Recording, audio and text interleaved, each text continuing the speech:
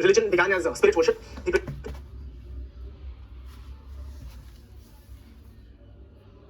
notion of the spirit, and then satisfies intellectual curiosity, he invented the notion of spirit, through which we could find an answer to the questions troubling his mind, namely that what are those things that we see in our sleep and in our dreams and visions, and that what is it that makes the difference between the living and the dead. Okay, so to answer these questions, he invented the notion of the spirit and then imbued various entities with the spirit and then began worshipping it. Naturism, according to this guy, who? Max Muller. So he suggests that religion originated in the form of nature worship. The primitive man, because his encounter with the forces of nature induced in him very strong emotions of fear, terror, or wonderment, he personified these forces of nature and began worshipping them so as to placate them, by peace with them. Right? And this is how religion began. Then we, of course, discussed the various theories of religion, functional, Marxist, and Weberian. 1 second, let me just check the signal.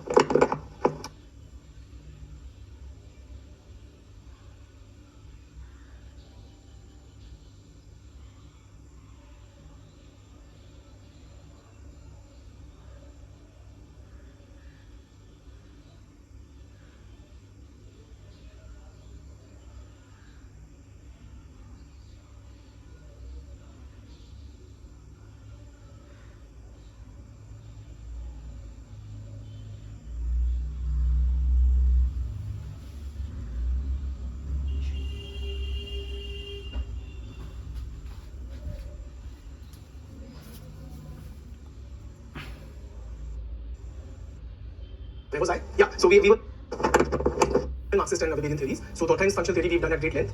He also sees as religion promoting social solidarity, shared norms and values, right? An effective instrument of social control, producing collective effervescence, thereby strengthening the bonds that bind the individual members with the social group, and so on. Then Malinowski, he says that life crisis, the rituals associated with life crisis situations in the life of an individual, they involve the community, and it is through these rituals that the community expresses its solidarity and support to the individual, right? And very importantly, the fact of death that is dealt with through the death rituals, and also that when they go deep sea fishing, the islanders, the Trobriand islanders, that is when they were doing more of rituals, suggesting that it helps to reduce uncertainty and tensions in the minds of the members of the society, which accompanies such dangerous and important tasks. Why birth is a life crisis? Because that is another very important event in the life of the individual when a child is born, right? So the life of the parents or the caretakers, that undergoes a significant transformation. It entails new expenses, a complete change of lifestyle, and so on and so forth, right? Chali. Then we had discussed what Marxist view of religion, according to which religion is an opiate. It is basically acts like a sedative which pacifies the masses, which dulls their pain without addressing the root cause of their problems, which is, of course, inequality and exploitation in an exploitative socio-economic arrangement. So it helps to maintain the status quo, which is a part of the superstructure, which legitimizes and thereby helps to reproduce the inequalities in the economic base. It does so by promoting visions of a beautiful afterlife called heavens, etc., or by attributing this worldly arrangements to divine will, etc. Right? And of course, in communist society, there would be no religion. Then we went to the now Weberian theory of religion, particularly his analysis of the relationship between the religious beliefs of Protestants and the emergence of modern capitalism. So he suggests that the spirit of capitalism is the pursuit of profit and forever renewed profit. Right? So profit becomes worthy of pursuit for its own sake, and that is the underlying spirit of the modern capitalist economy. The spirit of capitalism also captured very brilliantly by Benjamin Franklin in his book, who suggests that time is money and those who want to be rich should be hardworking, diligent, honest, right, frugal, etc. All these kind of capture the spirit of capitalism. Then the Protestant ethic kind of contributed to the development of this capitalist spirit by because of its doctrinal notions of predestination, and so it suggested that the believers must look for signs that they are one of the elect, and material success and prosperity was one of those important signs. Right? Its notion of calling, which was extended to the laity meaning the common people, the general folks, not just the priestly class. Okay, the notion of calling, it encouraged kind of working at one's occupation with a religious zeal, right, and kind of paved the way for task specialization. It's a concept of what do you call it? Apna discipline, right? That encouraged, that prohibited luxurious living, promoted an ascetic lifestyle, and therefore kind of it encouraged capital accumulation, right? And various others. We had spoken of how it also encouraged wider reading and therefore a more literate society. It made legitimate giving and taking of loans, thereby enabling the emergence of a strong banking system, right? It glorified work as a virtue, right? So rather than being seen as a punishment for the original sin, work now began to be valued as contributing to his glory. So this is what we had discussed. And then we had quickly critiqued Weber's views, suggesting that so critics argued that this guy, he has got his timeline wrong. The Marxists would argue, like Kautsky, that the capitalist system emerged first and Protestantism emerged as a supporting doctrine later, as a part of the superstructure, right? Or others would suggest that it began well before the capitalism emerged in Catholic-dominated Italy in the 14th century, well before the Protestant Reformation. Or the others would suggest that he got the link between Hinduism or other religions and capitalism as wrong. Some would suggest that he, in fact, misinterpreted Calvinism, which is against greed and the making of money for its own sake. Okay? So that was that. And with that quick revision, we move ahead. Now we move to discussing religion in modern society.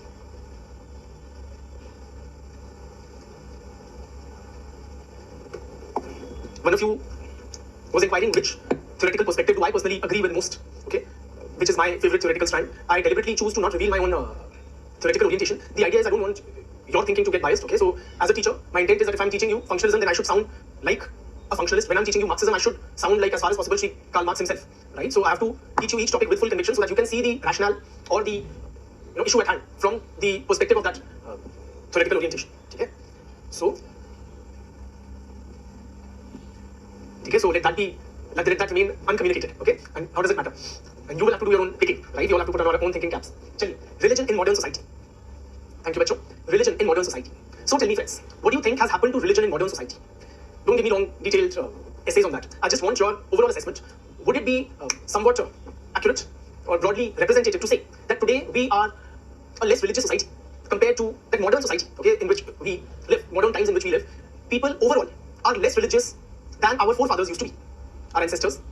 In other words, as society changes from traditional or pre-modern to modern, will it be fair to say that religion seems to be in an overall declining phase, or its social significance seems to decline? Forget society, okay, don't answer that just yet. Forget society, look into your own households and families, right? Would you broadly agree with the contention that you, as an individual, are personally relatively less religious than, say, your grandparents, your grandmother? So, compared to your grandparents' generation, then your parents' generation, then you, do you see a kind of clear declining trend in terms of religiosity? Are we less religious?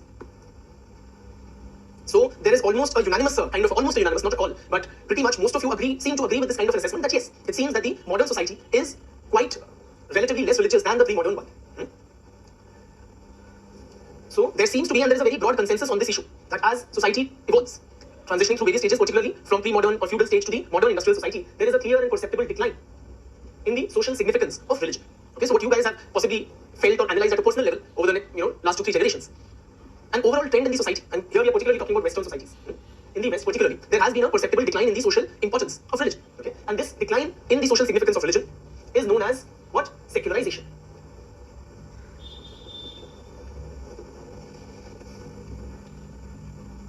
Secularization is simply what? It means a decline in the importance of religion in society, right?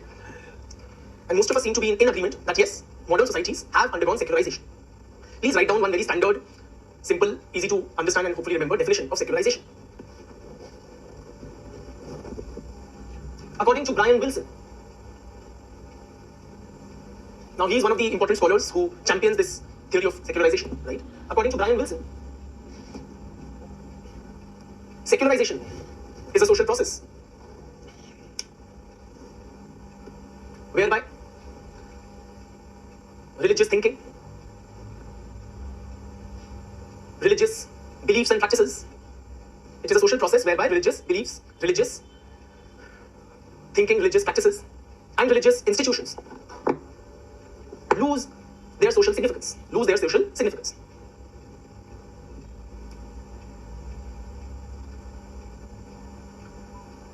Full stop. It is widely believed that in pre-industrial or pre-modern society, religion played a central role in social life.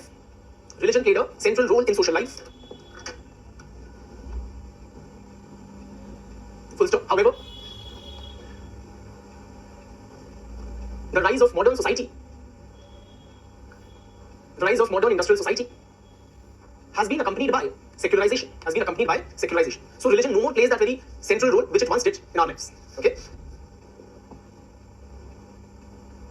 Fine, so we've done defining it and understanding it. Now tell me, friends, can I seek your inputs? Why do you see that? Or on what is your, on what parameter, on what logic, what reasoning do you consider yourself as less religious compared to your grandparents?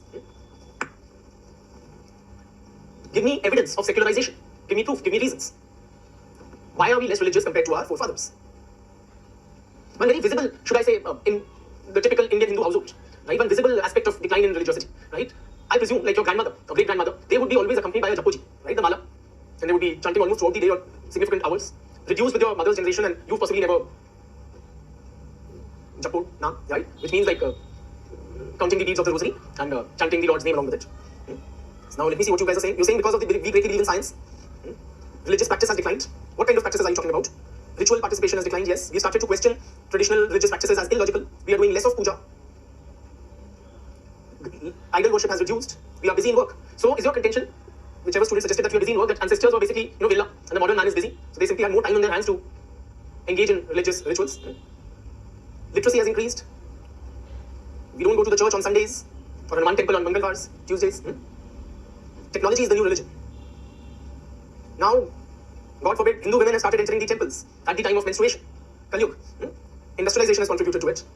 Social media has increased, and all the free time is going in on the social media. We think religion is illogical, and we are rational and scientific. Work is worship, so we are focused on, we are karma yogis.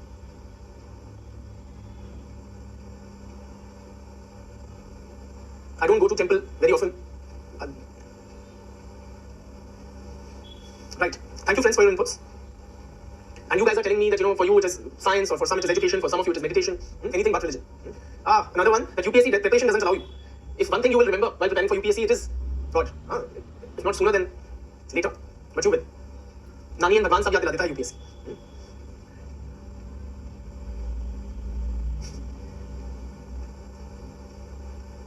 We are materialistic. We don't care about afterlife, etc. Less visit to temples and puja room of houses. We are increasingly rational. I am a Brahmin, but I don't utter the Gayatri mantra. Paap hai beta. Some of you are attributing your decline in religiosity to some of the previous lectures. I am a very God-fearing person, by the way. Functions of religion have been taken over by other institutions. Absolutely. We are focused on how to become rich. Then you should not be preparing for the civil services. It is a way to become rich, but not a legitimate and legal way. We are eating non-veg during Navratras and cracking Gaumutra jokes. Because of the pandemic, temples and places of worship are closed. Chaliye, thank you. So you guys have given me ample fodder to carry this discussion forward, and I'll try to do so in a more somewhat organized manner. Your points are quite legit, right? Let me just put it more formally in a structured manner to assess this process of secularization or the decline of religion in modern society. And numerous reasons, numerous evidences have been put forth to explain the process of secularization as follows. For one, friends, a very important reason for secularization has been the spread of the scientific temperament, scientific knowledge, explanations of various phenomena. As the frontiers of science have expanded, religion seems to have ceded space, or religion seems to have shrunk. For the world around us, which we earlier interpreted using religious idiom, mythological stories, or reasoning, or theological reasoning, now it is done through scientific explanations. For instance, in pre-industrial societies, most of the natural phenomena were attributed to divine or supernatural powers. So when it does not rain, what do? You pray to Indra Devta, right? Or you do the rain dance of the Hopi Indians, and that will bring rain. So you understood the problem in theological terms, that God is angry or unhappy with our conduct, behavior, degradation, etc. That is why he has stopped rain. So the solution was also theological in the form of performing rituals, right? But now, how do we understand the whole occurrence of rain? That it is through a process of evaporation and cloud formation, condensation, and then whatever.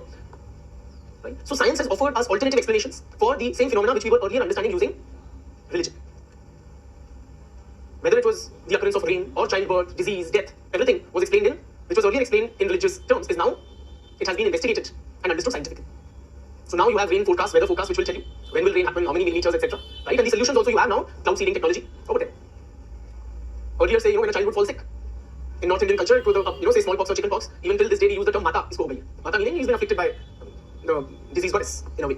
Right? And then you would propitiate the goddess so that the child is cured of the illness. But now we have modern medicine, scientifically developed vaccines to prevent or cure various diseases.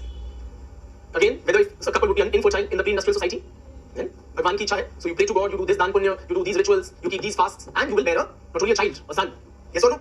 All could be managed through religious rituals. But now we have a more scientific understanding of the process of childbirth, that it is due to the coming together of the male and the female, whatever that's called, right? The contributing thing, which leads to the formation of the gamete, and then so on and so forth. Now the problem would be investigated scientifically, the problem of infertility, so it may be due to a low sperm count in the man, or say tube blockage in the female, and so on and so forth. And then the solutions would be in vitro fertilization, or surrogacy, or whatever fertility treatment. So, as more and more arenas of social life have been understood, social, natural world, everything, various phenomena around us, as they have been now understood in a scientific manner, the man's dependence on religion, religious concepts, explanations, or even solutions has significantly declined. So, a very important contributory factor to the spread or to the decline of religion in modern society has been literally the rise of science. As science has arisen, has spread, gained greater acceptability, application, religion has seen a corresponding decline.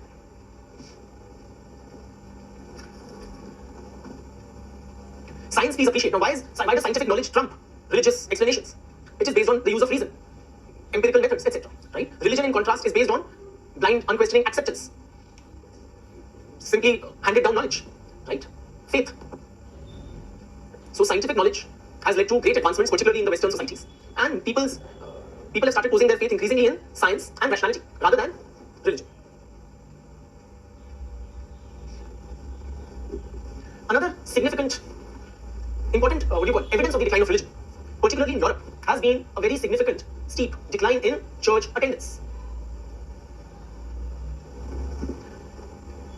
The number of people visiting churches have seen a very steep decline in Europe, friends. People increasingly are, for example, in pre-industrial societies, the Sunday Mass in Christian communities was a very important part of the regular lives of the people. Now, on Sundays, people rarely or very few, much fewer would visit the church. There has been a steep fall in church attendance, so much so that in many European countries, churches have had to be shut down. So churches have been very, very, these were massive, extravagant properties. So either they have been shut down or converted into museums and libraries, put to some other use. Which proponents of the secularization argument argue clearly indicates that people, by and large, have lost interest in religion.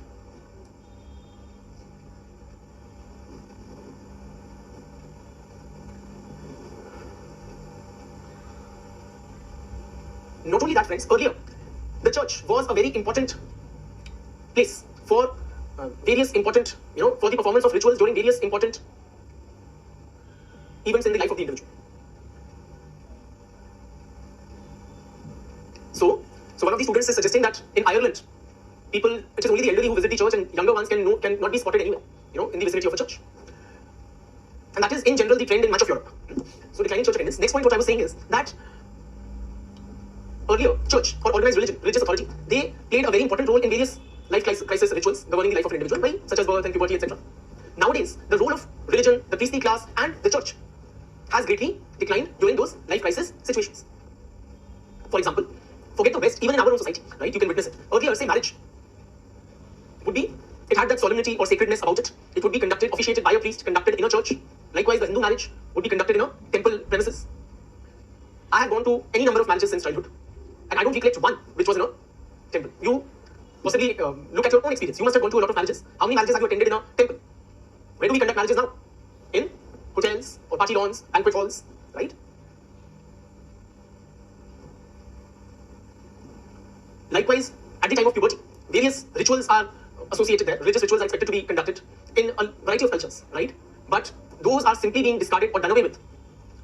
For example, friends, even in Hindu culture, we have 16 samskars, or 16 life rituals, right? Important rituals during different stages of one's life. How many of us have undergone many of them, or most of them? Very few, possibly. Many Brahmins in India nowadays do not undertake the Upanayan ceremony. Okay, which is possibly Mundan, which many of us would have had, and then straight away Antim Sanskar, or Vivaha in the middle. But otherwise, various other sanskars, so either they are dispensed with entirely, or they have been, shortened, discarded, or something, right? At the time of the birth of a child, earlier religion used to play a very vital role. Nowadays, it is in secularized spaces like hospitals or nursing homes. I remember when my youngest daughter was born, I was told to give her a name in the hospital itself. Why? So that it would reflect in the municipal records, and otherwise they would need to be updated later. And they said you do so without an officiating priest or anything. So for the sheer practical convenience of it, children are being named without the associated Namkaran rituals. Yes, most of you possibly are not even aware what these 16 sanskars are. Not just you, many of your parents' generations won't be aware. So various religious rituals associated with important stages of life. The role of the priestly class, church, or temples, that has significantly reduced in these aspects. Are you with me on this? In agreement? Another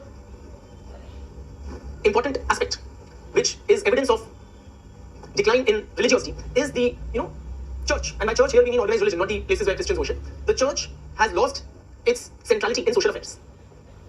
Earlier, church meaning organized religion, I reiterate. Earlier, church played a very central role, not only in religious matters, but various other aspects of social life.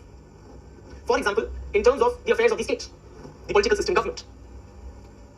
It was the priestly class which sanctified the power of the monarch.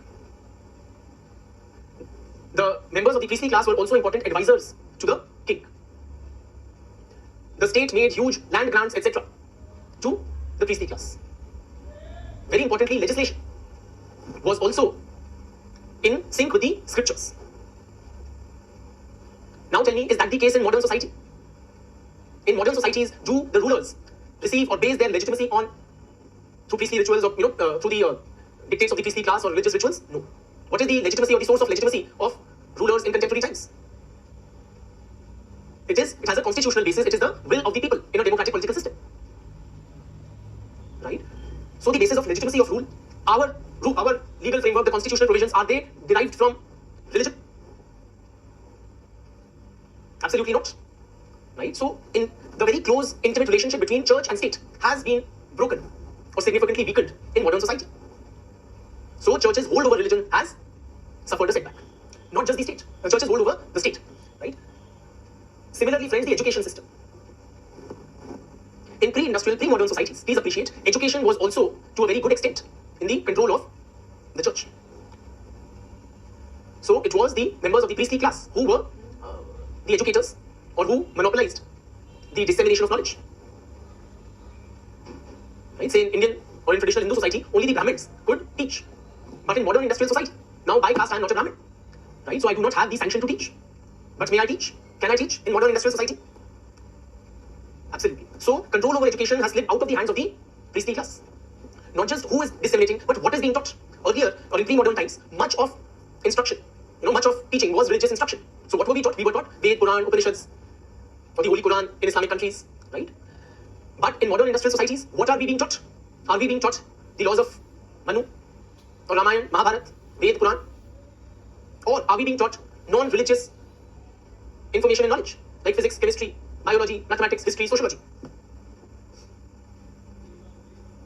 Tell me, what are we being taught? Are you being imparted religious knowledge or non-religious knowledge? Non-religious knowledge. Clearly, so the hold of religion over education has declined. So now we have a society based on mass education. It is no more a small priestly class which controls the dissemination of education, and the content has also significantly changed. In fact, friends, very few from amongst you would have any real learning about the scriptures, right? How many of you have never read, I'm not talking about TV serials here, have never read the scriptures, whatever religion you belong to? Presumably most of you are Hindu. Have you ever opened a Ved or a Puran? For an overwhelming amongst us, we have it, right? So scriptural knowledge is today outdated and does not attract the attention of the layperson. Just opened it, huh? And most of you have never not read anything. Chali. Likewise, friends, say even the economic system. Earlier, religion played a very decisive role in determining who does what. So, in the economy, what role do various social classes play was earlier determined by religion. For example, in traditional Hindu society, one's occupation was determined by one's caste. And as per Hindu theology, one could not pursue an occupation other than one's caste occupation. So if I was born to a goldsmith, I would pursue goldsmithry. If I was born to a locksmith, I would pursue locksmithry. If I was born to a priest, my occupation would be priesting, for lack of a better word, right? But in modern industrial society, are we following the religiously sanctioned caste occupation of our forefathers? How many of you, desirous of striving to become IAS officers, belong to the IAS caste? Or are you guys not, irrespective of your caste, striving to pursue this occupation, right? So religion is not determining or affecting the occupation that you pursue. Religion's hold over the economic system has also weakened. Likewise, friends, the arts. In pre-modern societies, friends, please appreciate, a lot of the arts, like literature, dance, drama, music, architecture, one of the major patrons was the church or religion. So the themes in much of the paintings and dance, drama, etc. What were the primary themes? When songs were sung in pre-modern times, when architecture was built, extravagant architecture, the themes were primarily theological or centered around religion, God, angels, mythological themes, etc. So you would see this very mind-blowing architecture in the temples or churches, etc. Right? Songs would be sung in the praise of the Lord. So much of the literature was devotional. Songs were devotional. And so on and so forth. But in modern industrial society, what are the themes in the arts? Say in the movies, in literature. Is it religious? When songs are sung in modern times, what are the themes? It is, say romantic love. or the point is, non-religious themes have replaced religious ones, right?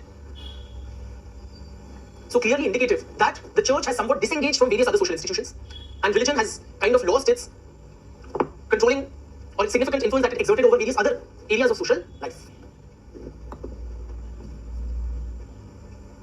So earlier, religion was like all-pervasive in pre-industrial, pre-modern societies, but today, its sphere of influence has greatly reduced. Even friends, so much so, many what are clearly religious occasions and rituals, they have also lost their religious significance.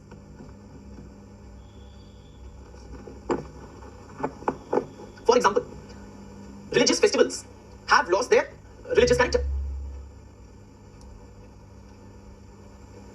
In the West, for instance, friends, Christmas, okay, which is very, very significant religious festival for a Christian, it has been reduced to what?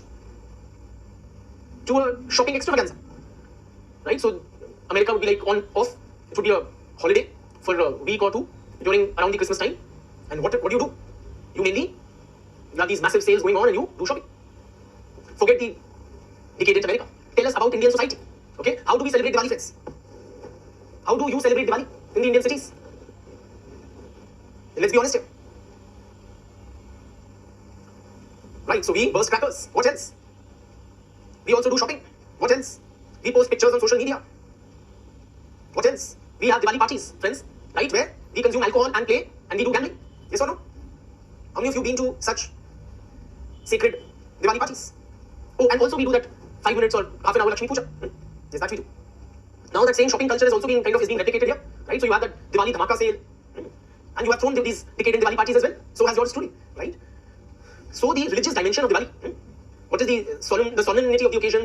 Yes, we do puja, one in office and one at home, right? But it is like a Diwali parties, okay, those decadent parties with alcohol, gambling and all the vices. They start like 2 to 3 weeks before the festival. Or the bursting of crackers, that is also, or the consumption of mithai, exchange of gifts. These are all the secularized aspects of the celebration. And the religious connotation, the religious aspect has been greatly shrunk. Right? And Diwali, I take as an example because it is one of the most significant pan-India Hindu festivals.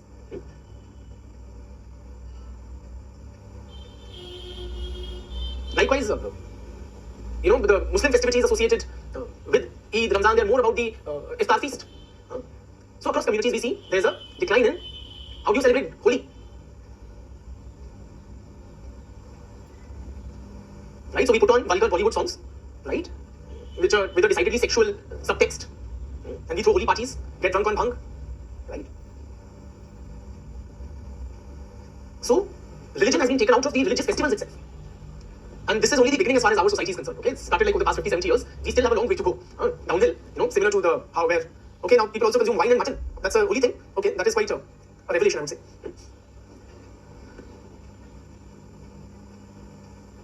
Marriage, which is considered a very sacred bond amongst the Hindus, that is also now largely a secularized affair. Please appreciate. If you have been to any marriages, what are they all about?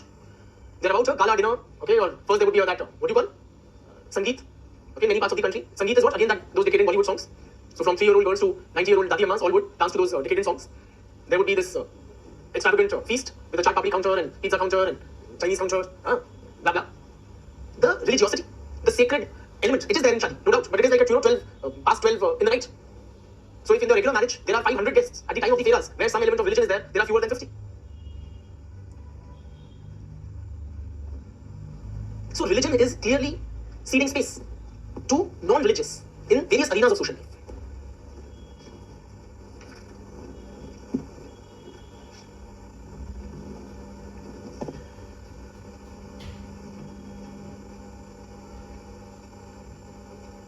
Moving on, staying with secularization, moving on in the sense to another aspect. Okay, so why we witness secularization?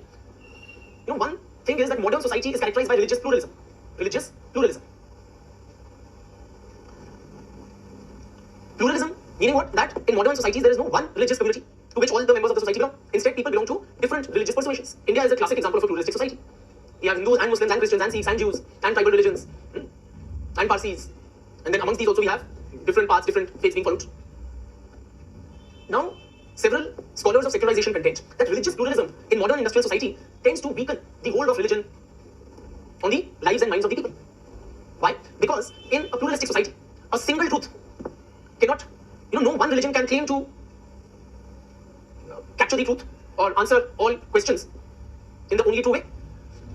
So what one religion teaches may be cancelled out, challenged, opposed, or a different explanation offered by another religion. For example, friends, now as a Hindu in modern society, I hold the cow sacred. So since childhood we heard Gau Mata hoti hai, so cow is revered as a holy figure, as a mother figure in Hindu culture. But then when I'm sitting with my Muslim friends, they would tell you what? Bhai beef kaake to dekh. It's awesome. For the non-Hindus, there is no sacredness associated with the cow. For them, it is a delicacy. So somewhere my faith in the sacredness of the cow is challenged, opposed, disturbed. Yes or no?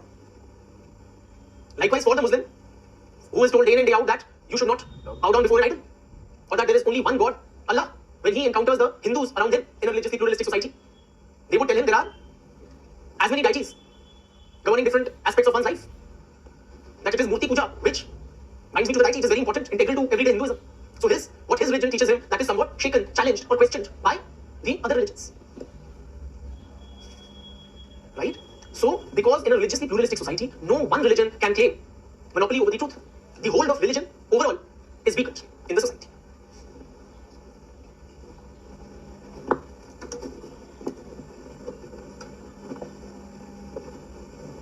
Are you with me, friends? Have many of you faced some such similar dilemmas, or your religious astha, beliefs being questioned and challenged because of counter beliefs, opposing views by other members of the society?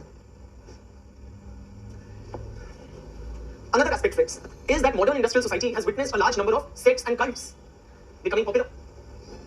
Sects and cults are what very roughly what we'll be discussing at length later. But for now, sects and cults refer to those smaller divisions within a religion. Okay, say the babas and the matas that are abound in our society.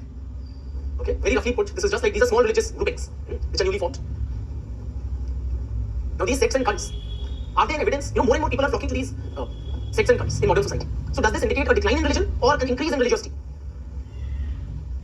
When people are flocking to religious figures, babas, sons, mahatmas, matas, intuitively it seems that people are becoming more religious, right? That seems to be the natural, logical inference. However, proponents of secularization hypothesis like Wilson, they contend that as sects and cults gain popularity, it is evidence of a decline in religiosity.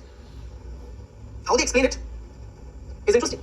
What they suggest that, in a pre-modern society, let us see why these sects and cults have become popular in modern times. In pre-modern society, a religious-minded person could satisfy his spiritual quest, his religious needs through various other members of the society.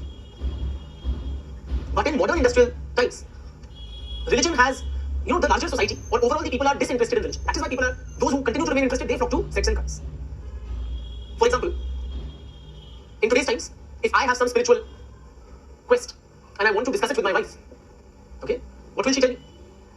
She will tell me, why are you discussing such, this is, let us leave it for our old age, let us now talk something romantic. Then I go to my brother or friends and I want to satisfy my spiritual thirst through them. What do they tell me? Bhai bol mat kar, come let's watch a cricket match. So where will I go? If all others around me are not interested in religion, where will I go? To seek spiritual salvation, Baba ke charnon mein. I will seek spiritual solace in the feet of the master or the sect and cult leaders.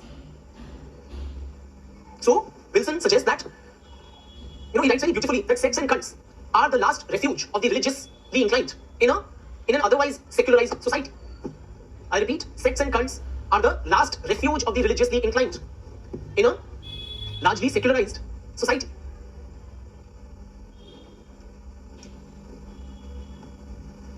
Sects and cults are the last refuge of the religiously inclined in a largely secularized society.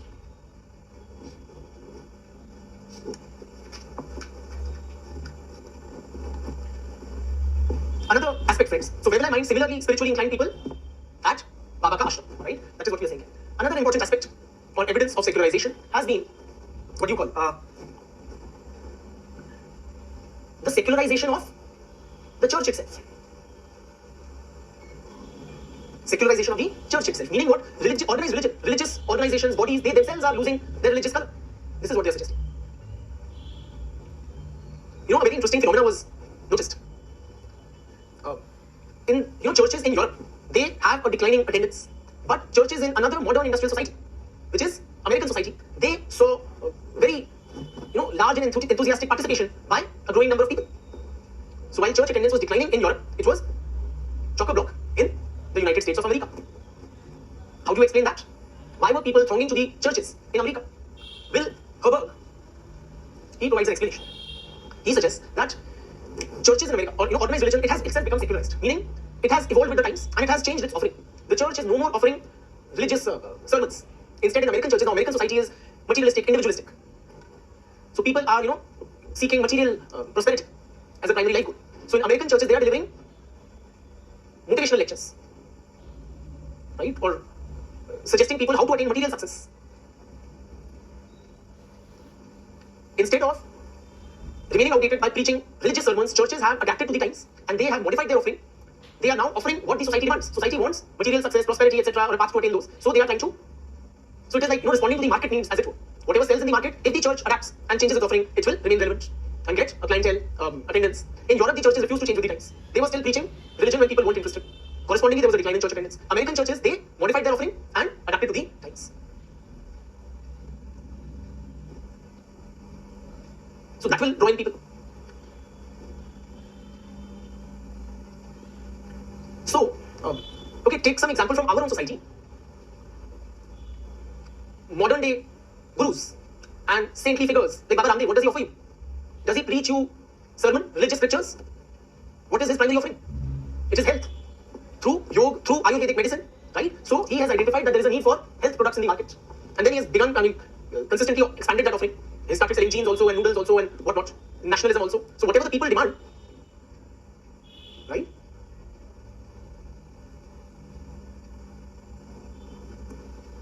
So religious organizations, religious leaders, they are also secularizing in sync with the rest of the society. Clearly an evidence of secularization.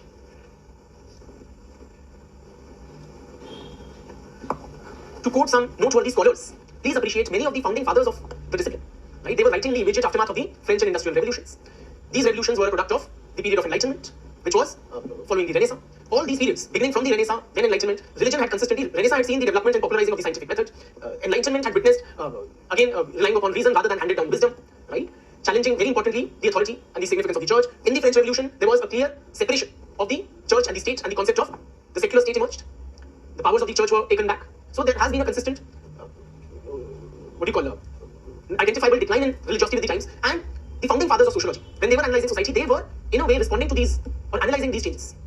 So, Comte, Pitaji, the founding father of the discipline of sociology, he suggested that society passes through various stages of evolution, such as beginning from the theological stage. In theological stage, it is religion or religious concepts like God, heaven and hell, which dominate the mind of man. Followed by, this stage was superseded by the metaphysical stage. Now, religion was displaced by abstract philosophy. The metaphysical stage with the French Revolution was replaced by the, the positive or scientific stage, in which science is the basis of knowledge.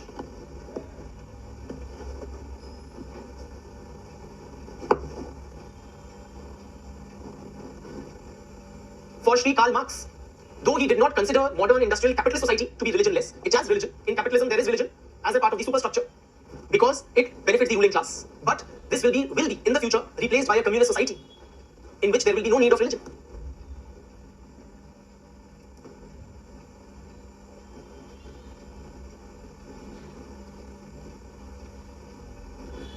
Perhaps most importantly, when it comes to discussing, the paling into insignificance of religion in modern society, are the views of Weber, who suggested that modern society is undergoing a process of rationalization,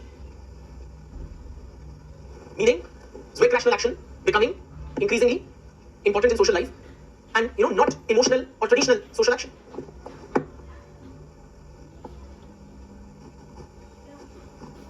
So as we become more and more rational in our pursuits, religion tends to reduce in significance. While religion relies more upon which type of social action? Rational or the other two types? It relies more upon traditional and emotional, right? Both of them. So many things religion tells are to be done because it has been the tradition, the custom. And then there is the emotional aspect of it.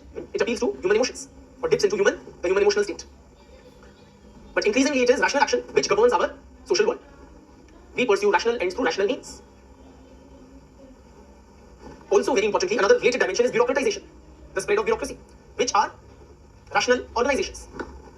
So much of our lives, our social lives, are conducted in these rationally designed organizations, which do not have a place for, or does not provide room for, religious expression. used another nice phrase to explain how religion is getting less important in modern society. He said there is a disenchantment of the world.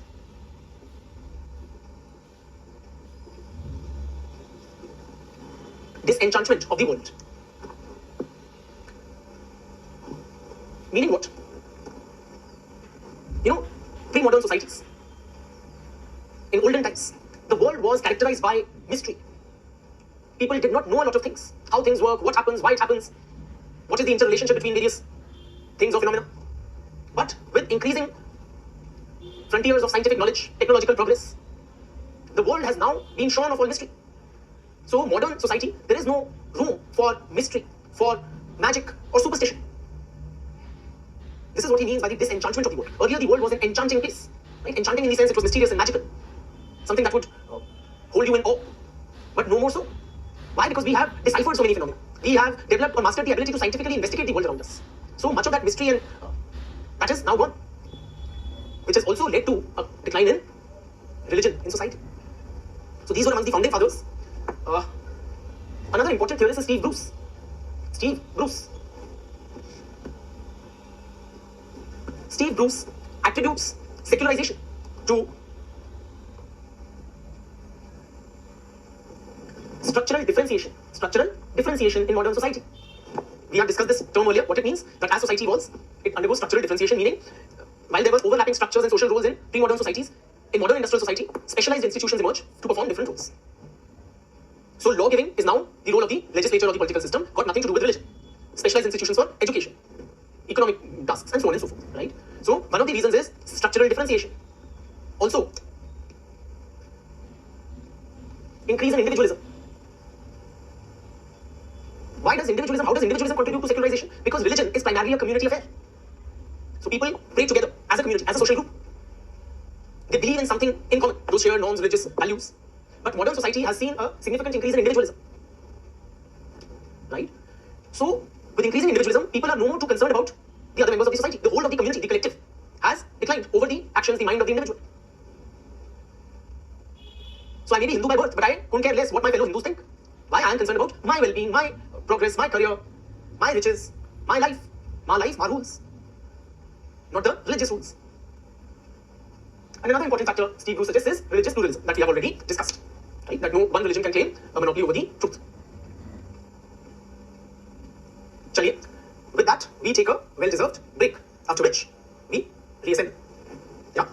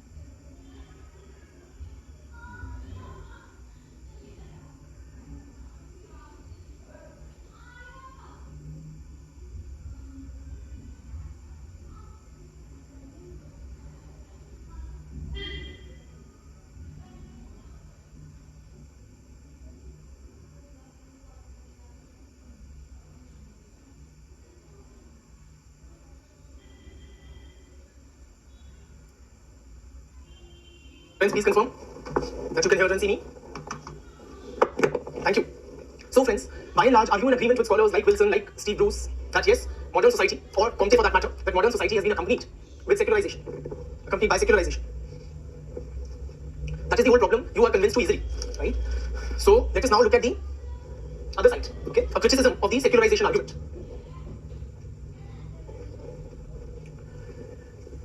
A lot of scholars, for a variety of reasons, suggest that it cannot be conclusively held that modern industrial society is any less religious than the pre-modern or pre-industrial society.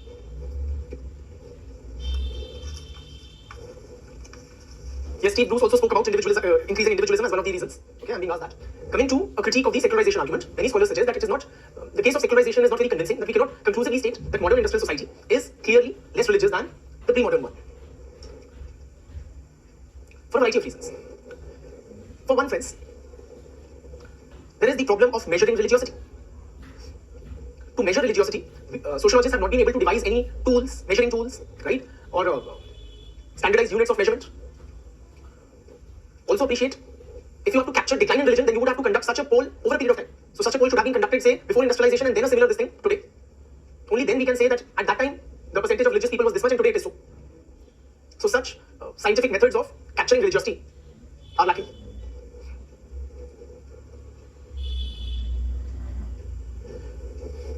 One statistic which the proponents of secularization rely upon is the decline in church attendance, right? They suggest that, and there are records for a long period of time regarding church attendance. But then there is a problem while relying on church attendance also. Why? A decline in church attendance, critics argue, may not necessarily mean a decline in religiosity. Please appreciate. Bluntly put, friends, simply if I'm not going to a temple, does that mean I'm a not religious person? If I don't go to a temple, can you say that I'm not a religious person? One can't come to that conclusion. And particularly, friends, what happened with the Protestant Reformation? Protestantism, it made religion a more private and individualized affair. Catholic Christianity was more of a community affair. So people worshipping together, conducting rituals, the performance of rituals, collective celebrations, these were important for Catholic Christianity. Protestant Christianity has made religion a more private and individual level affair. So the typical Protestant would not go to the church as regularly as the typical Catholic would. Instead, he would establish his own direct relationship with the Creator. Simply put, friends, if I am not going to the temple, I may be praying at home, establishing my own personal relationship with my Creator. How many of you are religious in that sense, that you may not be visiting temples or even performing too many rituals, but still you do have an abiding relationship with some supernatural power, Creator, God, Bhagwan, whatever you want to call him, you pray in private. Right? So many of us identify with that. Many of us pray daily or doing puja on a very regular basis. So, merely because people have stopped going to church, church meaning the place of worship, collective worship, doesn't mean that they are necessarily less religious for that.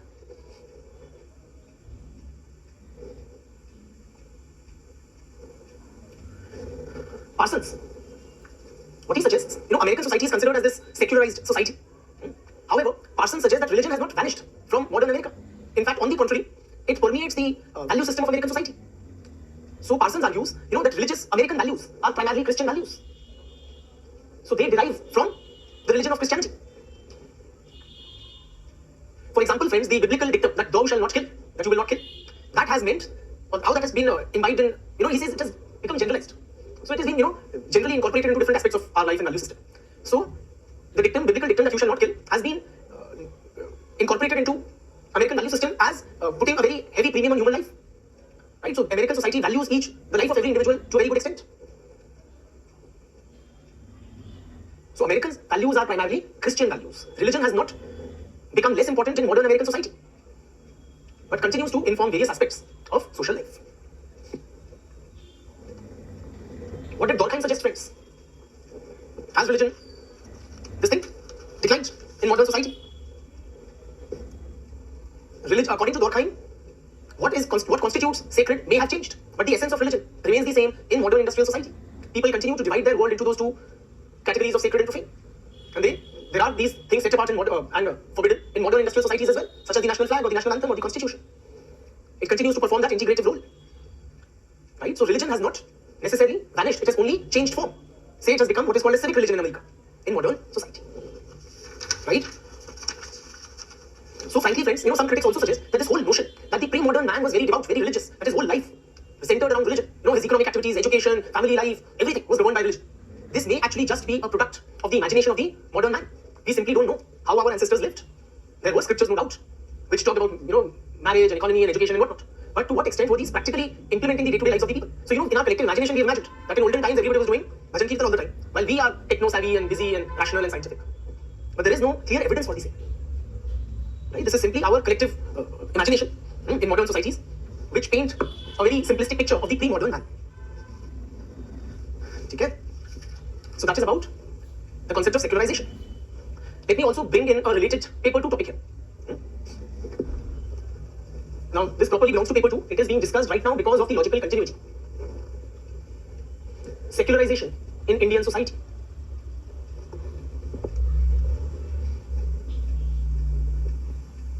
What is your take, friends? Okay, so much of the literature that we quoted, scholars, etc., they were analyzing the Western world. What is your take on our own society? Is Indian society, have we undergone a process of secularization? Has religion ceded space to science and rationality, become less important in various walks of social life, or not?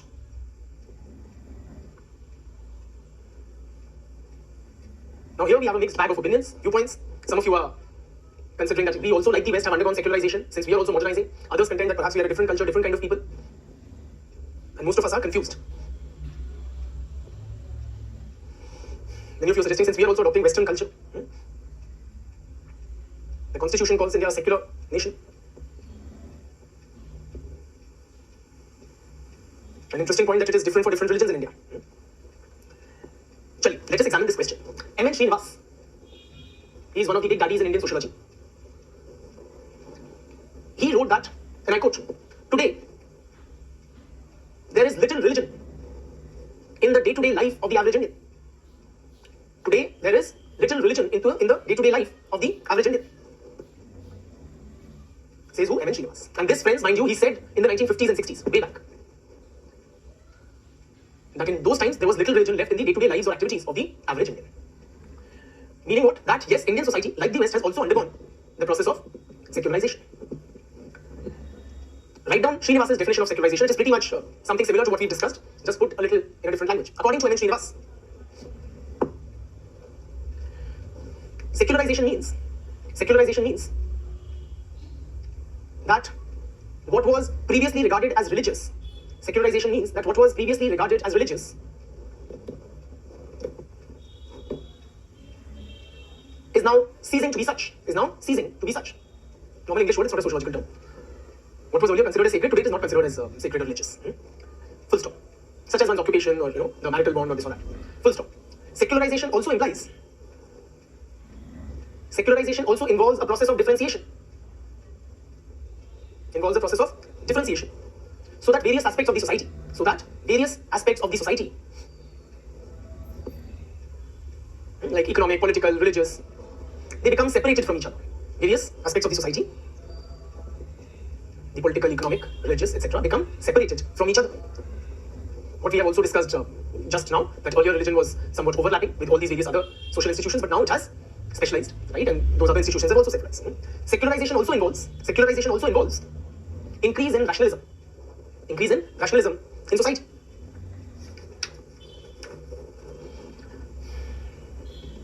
Now, what factors have contributed to secularization in India? Tell me, friends, what all factors have contributed? A variety of factors, such as modern education, very importantly. Yes? So, the spread of modern education, modern secular education system. Various social religious reform movements, such as the Arya Samaj, Brahmo Samaj, and the like. What they did, they criticized various aspects of religion. For example, they criticized idolatry, polytheism, the treatment of widows, prohibiting education to certain castes or communities or women, the practice of sati, child marriage, many of these which had religious sanction, right? The practice of untouchability. So various religious beliefs and practices, they were questioned, delegitimized, challenged by the reform movements. Of course, then there has been the impact of progressive legislation. Again, trace back to the prohibition of sati during colonial period. To, after the independence, several other such, the constitutional prohibition of untouchability, or permitting intercaste marriages, which were prohibited by the religion-governed caste system, or more recently, judgments like the Sabrimala verdict, or the Triple Talaq judgment. Right? All of them kind of suggest how, through progressive legislation, the state in independent India has attempted to provide equality to various disadvantaged sections in different religious communities, such as women, the lower castes, etc. So various religious beliefs, practices have been impacted by laws, constitutional provisions, court judgments. Another impact has been of modern means of transport. For example, friends, when you travel by a train or a bus or a metro, can you follow the practice of untouchability, maintaining physical distance from those born in certain lower castes? These are mass transportation systems which are, kind of availed by people irrespective of their caste. So it is not practically feasible for, say, a religious government to maintain physical distance from a person of an untouchable caste or ex-untouchables in public transport. We literally rub shoulders with people across the caste spectrum. So the religiously sanctioned dictum that one must maintain or avoid ritual pollution, avoid physical contact with those belonging to lower castes cannot be practiced. So much so, friends, today do we even care about the caste of the person sitting next to us in the metro or the train or the bus? We are completely unmindful of it. That thought doesn't even cross our minds. Various, movements critical of religion, movements which were very directly attacking religion, such as Periyar's movement. Okay, Periyar E.V. Ramaswamy Naikar. He attacked Hinduism as being superstition-laden, patriarchal, oppressive, irrational, and whatnot. Likewise, the critique of Hinduism developed by Baba Sahib Ambedkar. They also had an important role in undermining the authority of religion in social life. Likewise, industrialization and urbanization. That has led to what? For example, this has led to the birth of emergence of various caste-free occupations. So people now pursue these caste-free occupations irrespective of one's caste. So many of you are engineers. But do you belong to the Vishwakarma caste? Or if you are an architect, sorry. Point is, we have numerous specialized occupations and the growth of caste has not been commensurate. So people across castes are now following these caste-free occupations or pursuing them. In an urban environment, friends, what happens is urban life is characterized by anonymity. So one's caste affiliation, religious identity matters less in an urban environment. So various rules and regulations governing caste or intercaste interaction, they are not observed in an urban setting. The spread of scientific temperament. Please appreciate one of the aspects of the Nehruvian vision was to spread the scientific temperament amongst the masses. And that was undertaken through the education system, mass media communication as and when it developed, and so on.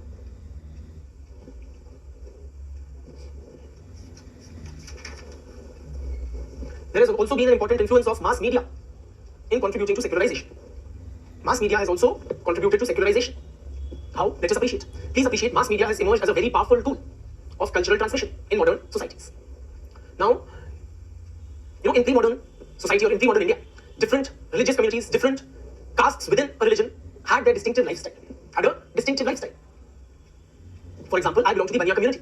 So, in a Banya household, Banya is the caste to which I belong. Likewise, all of you would belong to a certain caste. So, each caste would have its own kind of style of dress or the food that was cooked in the kitchen. Right? So, in a typical Banya household, a certain type of dishes would be cooked. Certain clothes would be worn by the male members and the female members. Different rituals and so on and so forth. Every caste had its own subculture and which was kind of passed down from generation to generation. But now, who are the cultural icons? Do I wear the Banya dress or eat the Banya food? Or do you do so for your caste? The new cultural icons are from popular cinema. Television actors and celebrities and movie stars. Now we all want to look like Pai. Right? So, you cannot tell to which religion, to which community, to which group, sect, religious identity or faith I belong by looking at me. So my appearance, my demeanor is all secularized. Thanks to the very powerful influence of mass media. Now, one important question which arises in the context of secularization in Indian society is that is Hindu society more vulnerable to the forces of secularization than other religious communities? Are Hindus more secularized than the non-Hindu or other religious communities? What is your take? Let us take the biggest religious minority, which is the Muslims. Okay, as a point of reference, because practically 50% are Hindus and 14% are Muslims. So can we say the typical Hindu is more secularized than the typical Muslim? So by and large, most of you seem to agree with this line of thought. The question is why? And just to be sure, friends, Srinivas also suggested that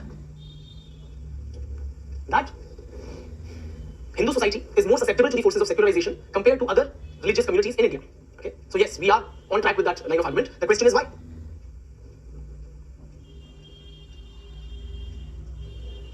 So the reason being, friends, Hinduism. Yes, so many of you are suggesting we are open to different streams of thought.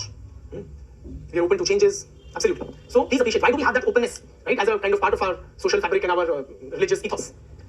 Hinduism, unlike the other major religions, it is not heavily centralized. There is no single authority, right? Like there's the Pope in Christendom or the Caliph in Islam. There is no centralized authority. There is no single organized, centralized church kind of an organization. There is no single holy book. There is no one path. Hinduism provides for or accommodates a multiplicity of viewpoints, rival religious perspectives, a large number of sacred scriptures, multiplicity of deities. So Hinduism is more accommodating. It is more tolerant. It is more liberal. It is more susceptible to change, reform, and a diversity of viewpoints. There is no one belief system. There is no such thing that you must do this, only then you are a Hindu. So I worship Mata Rani, but if you don't, can you be equally a Hindu as I am? You are completely free to do so. I draw inspiration from the Bhagavad Gita, but if you are not well versed with the Bhagavad, does that make you any less of a Hindu? The answer is no. I may belong to a particular sampradaya, and if you don't subscribe to that, there are different philosophical thought, schools of philosophy, different schools of philosophy in Hinduism. So because of this diversity within its fold, Hinduism is much more accommodating, tolerant, and it does not have any rigid expectations from its followers. So when you can do anything and still be Hindu, so we don't do nothing and still be Hindu.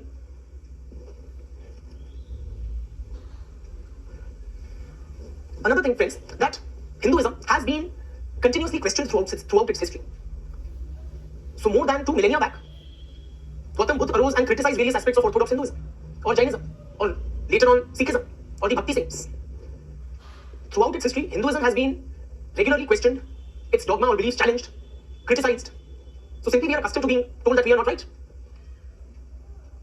Right? So we don't write it like that we are not right, but it has been accustomed to regular criticisms, challenges, and reforms.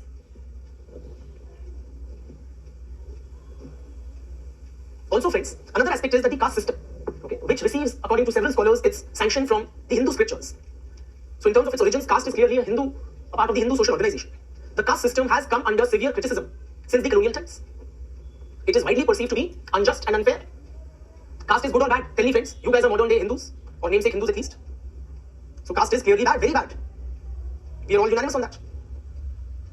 So, this, frankly, the constitutional promise of liberty, equality, and fraternity, the caste system militates against these constitutional ideals which have been imbibed by the people through the education system or through the political socialization. So we are quite likely to not practice caste or not practice untouchability, which is associated with the caste system. So we are bound to look at the Manusmriti with its provisions which, place women in a certain disadvantaged position, or the lower castes. We are bound to look at Manusmriti as an irrational, outdated, misogynistic, casteist text.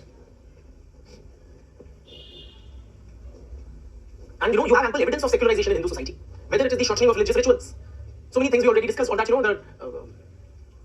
when the Shadi Ka Feras, okay, the very important rituals that the Brahmin priest lords over conducts during the Hindu marriage. What do we do when it is late in the night and when we want it wrapped quickly? What do we tell the Panditji? Take 500 rupees more and please get it done in. What? Like more quickly? Half an hour? Nipta do. So that sacredness associated with Hindu rituals is done within the public mind.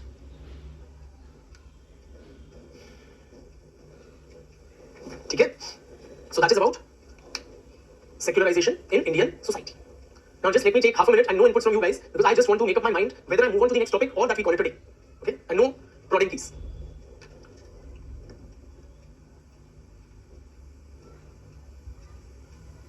Some of you are very incorrigible. Because I mentioned no prodding, you made it a point too. Chaliye. Bowing down to public pressure, we call it a day. Okay? Enjoy your lives. I mean, get back to your books. That's how you are expected to enjoy your lives. Okay? And we will continue. Thank you.